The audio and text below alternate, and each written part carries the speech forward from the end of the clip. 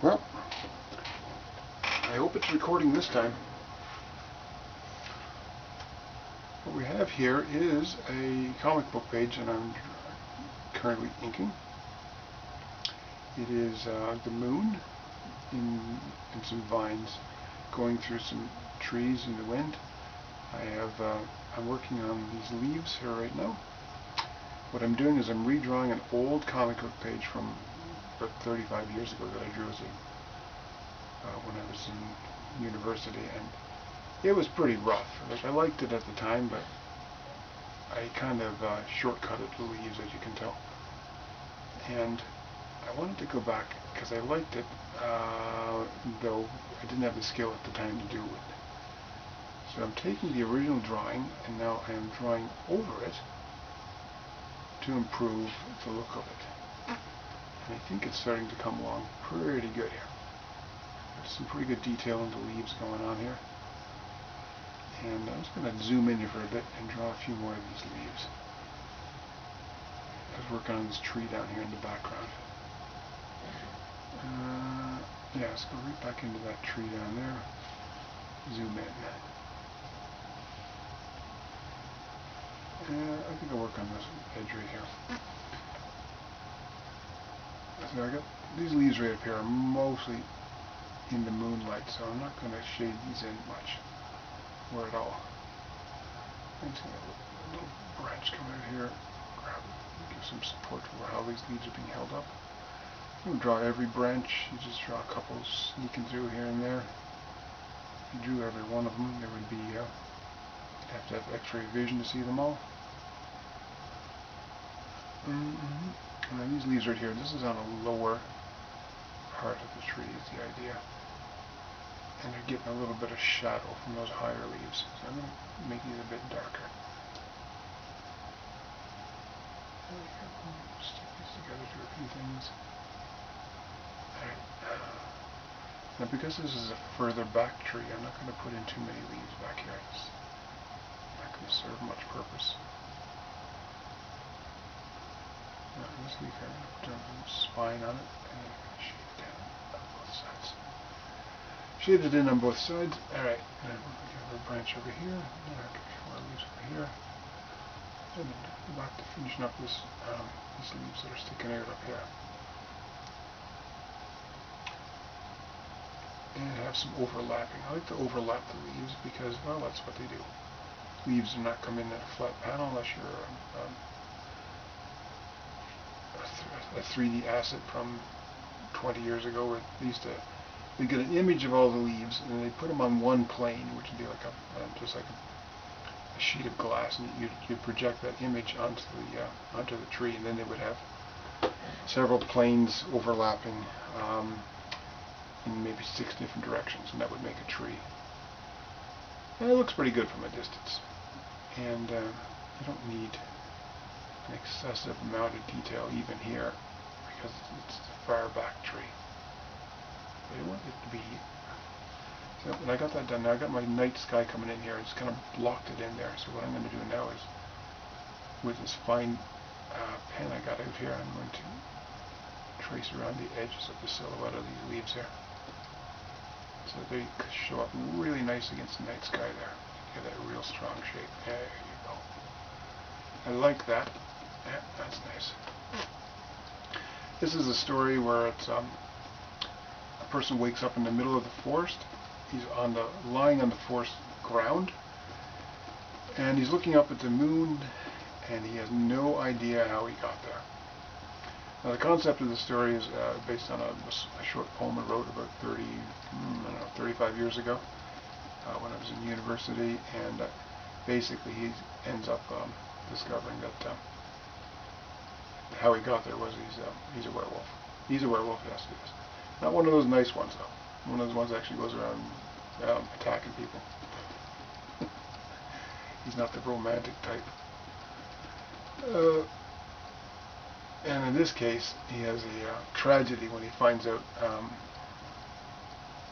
what he did while he was incapacitated from his sanity.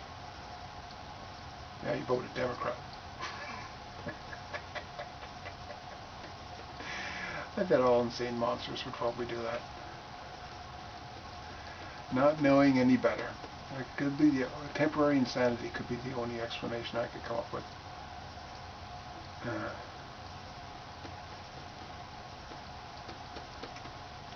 Now, I wouldn't vote Democrat or Republican. I'm Canadian. We only got a chance to vote for one of 6 parties. As the Lord knows, 2 isn't enough. We got to have 6.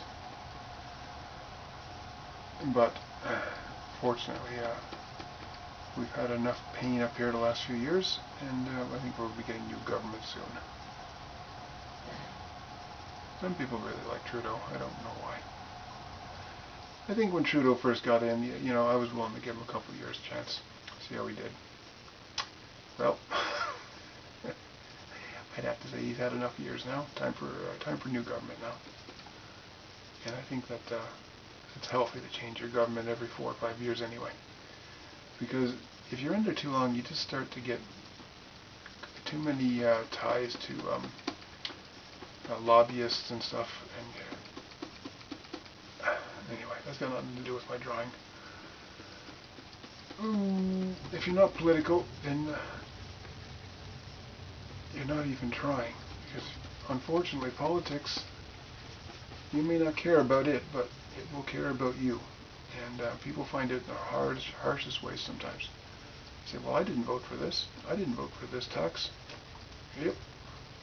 Well, you didn't say anything about it either. So we just put it in there. Now we're taxing you. So you better get interested in at least your local politics. You know, what are they doing in your community? Are they going to build you a sidewalk? Or here in Toronto, where there's all kinds of little minor problems that you can probably actually have something to do with. And one of the things that really bothers me lately is these e-bikes. I think they're, first of all, I think they're great. And I don't mean the technology, but it's how they're being used here. There's no infrastructure for it in Toronto, and they literally will ride these e-bikes at 30 kilometers an hour down the middle of the sidewalk. And I don't see any police stopping anyone. And they're just like, get out of the way, here I come. And some of these e-bikes, some of them are the size of a scooter or smaller, and they're not going that fast. But then some of them are literally the width of a motorcycle. And I've seen them with rear-facing mirrors and everything. And you know, like I said to a couple of them, if you hit me with that, do you have insurance to pay for my broken leg? And which of course you can't get insurance to do an illegal thing. So when I think that's what will end up stopping it is insurance, because as soon as they do hurt someone and they say, well, I guess you got to pay for my broken leg or my deceased family member that you killed with your bicycle. That's an e-bike that's going 30 or 40 kilometers an hour down the middle of a sidewalk. Maybe then they'll get serious about it. I don't know. Until then, you gotta have your head on a swivel. Even going for a walk. Sometimes it's better off just to walk on the grass. Yeah, it shouldn't be that way. I'm starting to come along good there now. So what I've got here now is I've got the silhouette of them leaves all filled in there pretty good, coming down from that moon up there. And the light from the moon is hitting the top of the trees again, so those are kind of white. Now because it's further back, I might fade them a little, do a bit more cross-hatching over them to fade them into the background a bit more. But I'm also going to be colorizing this afterwards, so I don't need to do all of that with the ink.